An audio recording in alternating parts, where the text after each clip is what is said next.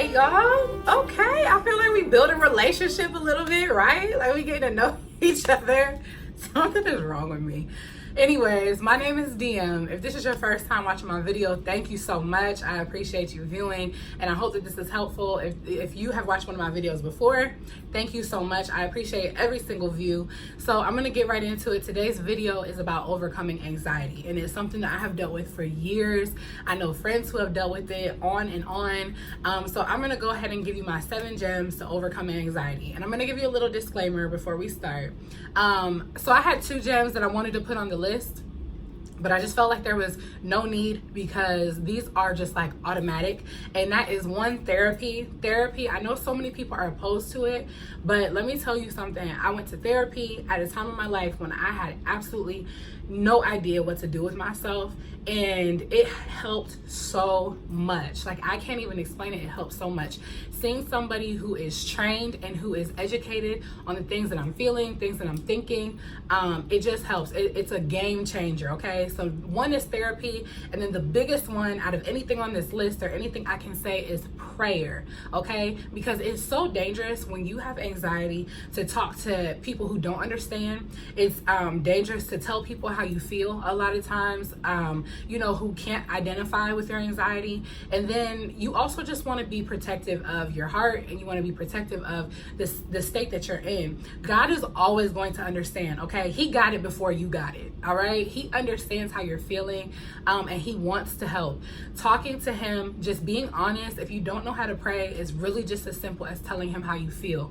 You don't have to address him as anything big, Abba, Father, and great, wondrous, incredible. You don't have to do that. He is all those things, but you don't have to do that. It's just as simple as starting a conversation with God and saying, I don't feel good today. I don't like the way that I feel. I feel overwhelmed. I don't feel like you said that you wouldn't put anything on me that I can bear, and I don't feel like I can bear this. It's just being honest, okay? So definitely therapy and prayer. Those are my 2, freebies, okay? So if you are interested in hearing my 7 gems to overcoming anxiety, make sure you stay tuned. And make sure y'all stay tuned for gem number 7, because it has literally been my lifesaver. Like, I can't even explain to you that it has literally changed my life for the better. And that's why I'm sitting here getting so excited about it. So stay tuned. Okay, so we're jumping right into it. And gem number 1 is ration the reason, okay? So a lot of times I know that anxiety can kind of be activated in moments where it kind of reminds us subconsciously or consciously of traumatic experiences and things that we've gone through in our lives. So a lot of times it just really helps if you can get in front of a mirror when you start feeling anxious. Look yourself in the face and give a voice to your anxiety. Just to say, I feel like this happened because of this, this, and this. Or right now I'm feeling this way because of this, this, and this. It's really, like I said, giving a voice to your anxiety, and it's going to help reassure yourself that you're not crazy, that there is a rhyme or a reason, or there's some kind of background to the way that you're feeling, okay? Then once you're looking in the mirror and you're looking at yourself in the eye, you want to encourage yourself and say, I have the opportunity to do something different. Whatever I've gone through, I've already, it's already happened. Now I just have to get through it. What can I do? Just having conversation with yourself to uplift yourself, but also to honor how you're feeling, okay? Gem number 2, I call this WACK the whys, because a lot of times my anxiety was really triggered in moments when I was trying to figure out why something happened, or I was just trying to figure out a why and I wasn't getting an answer, why I felt a certain way, why something happened, why it happened to me, why did I have to endure this? And when I wasn't getting an answer, my anxiety would come in strong because I didn't want to try anything else. I didn't want to try to go after anything else until I figured out why this previous situation or whatever I had tried before didn't work, or why it didn't work in my favor, or why it didn't turn out the way I wanted it to turn out, whatever. And don't get me wrong, it's natural to wonder why certain things happen, why we go through certain things, trying to figure out our emotions. But when it's not something you can control, and you start to realize that wondering why is kind of the hang up to your healing, that's when it's absolutely time to whack it, okay? That's when it's time to stop wondering why and realize that the more you keep living, the more you keep striving for a better life, the more you commit to getting done the things that you like to get done, or you want to get done, or the goals that you have, the more those answers will come naturally, okay? Those whys come in time. All right, gem number 3 is, I think, my second favorite, I would say. But gem number 7 is definitely my ultimate favorite. You'll see why. But anyways, this is called the forgiveness factor, because now you have ration the reason as to why you feel, your anxiety, why your anxiety comes on, some of the traumatic experiences you've been through. And it's very possible that some of those traumatic experiences have involved other people. If they have, forgiveness is such a critical part to overcoming your anxiety, because unforgiveness is literally a maze with no exit. No matter how close you think you are to coming out of that situation, to being done with it, to being over it, you are not. You just can't be, because that unforgiveness keeps things, situations, and people relevant. If you're thinking about it, it's still relevant to you. So forgiveness is going to be so important, because it's going to release a lot of pent up emotions. It's going to release a lot of responsibility that you have taken on certain situations. It's just going to be a weight off your shoulders. And you know what? A lot of people think that, forgiveness has to be like this big sit down, or it has to be like this super serious conversation and, get everything off your chest. And sometimes it is. Sometimes it does need to be that. Sometimes it's just thinking about a situation in your room and realizing like this has too much control over me, and just praying or whatever it is, learning to release it. Now, even if you do have that sit down and you're talking to that person, forgiveness does not mean that now you are completely okay with what they did. And a lot of times we think that forgiveness is just an automatic pass. Forgiveness is not an automatic redo to assume their position again. Forgiveness is automatic relief, okay? It's relief for your emotions, relief for their relevancy in your life, relief for the impact that it's had on you, okay? It's a relief and a release of all those emotions that have kept you bound, okay? All right, gem number 4 is very simple and straight to the point, and I call this avoid isolation. And I can't even tell y'all how important this is, but it is so important to stay active, keep your mind occupied, and to avoid being alone because of your anxiety, because that's gonna create more anxiety. I'm telling you what I know. There will be so many times, I'm a very outgoing person. I wanna be out and about and have fun and have a good time. My husband is the homebody, okay? He's the only child, and he's just used to entertaining himself.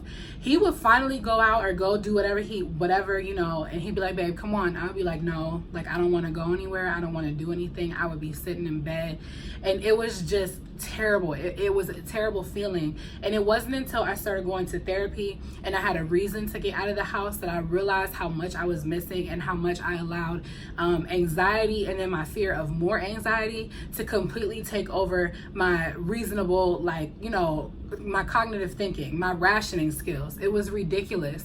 But definitely a step of overcoming your anxiety is making sure you stay around people who will support you and who will understand, and just staying active, keeping your brain occupied.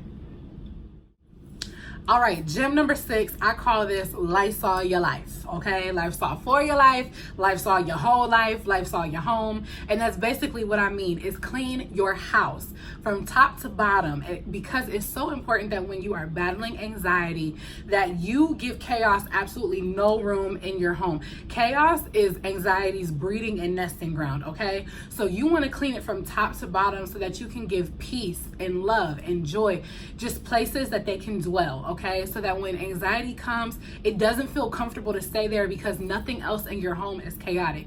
Nothing else in your home says you're welcome here to anxiety, okay? So clean your home. It's so important. Guys, I'm telling you what I know, okay? I'm telling you what I know.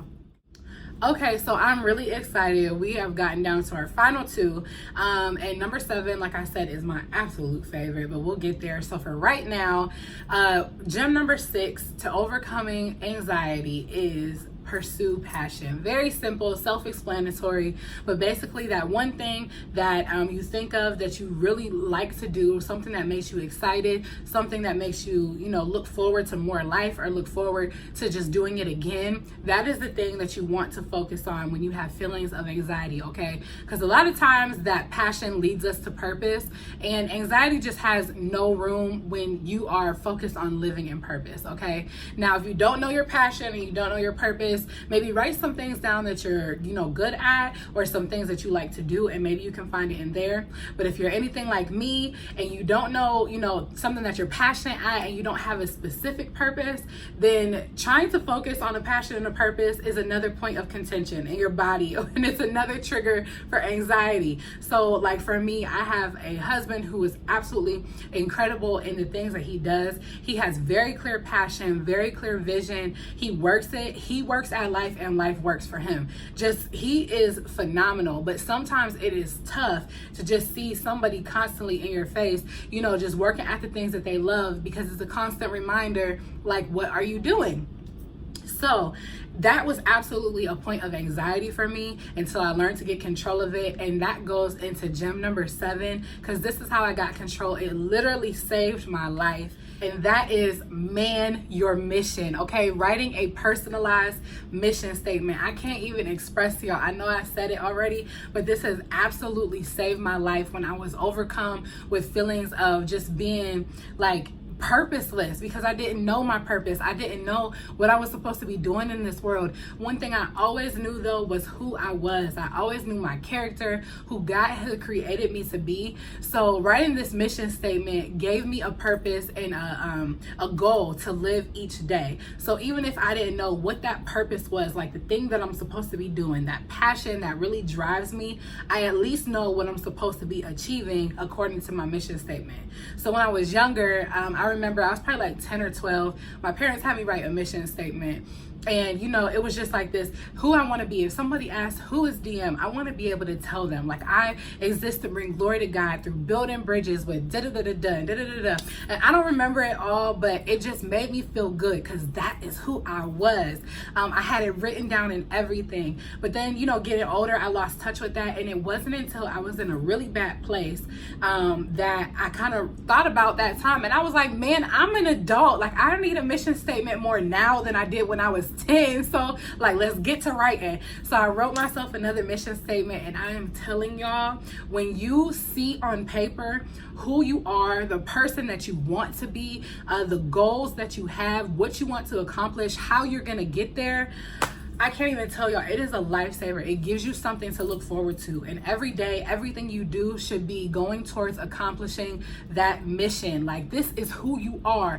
Everything that you are a part of, everything that you do is wrapped up in this mission. And it feels so good to like accomplish that. So write it down, put it on your mirror or put it on your wall or anything that you're gonna see. Wake up in the morning and recite it to yourself, and you'll start to see that you are giving yourself so many more props, and that you respect yourself so much more for living towards this mission. Your anxiety is going to lessen more and more, because you're more focused on that mission and being who God created you to be than you are on the things that are overtaking you. Okay, I'm telling y'all what I know, and it works, and that's why I'm so excited about, because I already know what it has done for me. Mission statements are so important. Vision statements are so important. I can't even begin to tell y'all. But anyways, these are my 7 gems to overcoming anxiety. Hopefully this is helpful at all to y'all. So if you liked any of it, or if you could agree with it, or if you have any questions, just let me know, okay? Give me a comment, like, share, subscribe. Y'all know the routine, but I appreciate y'all for watching.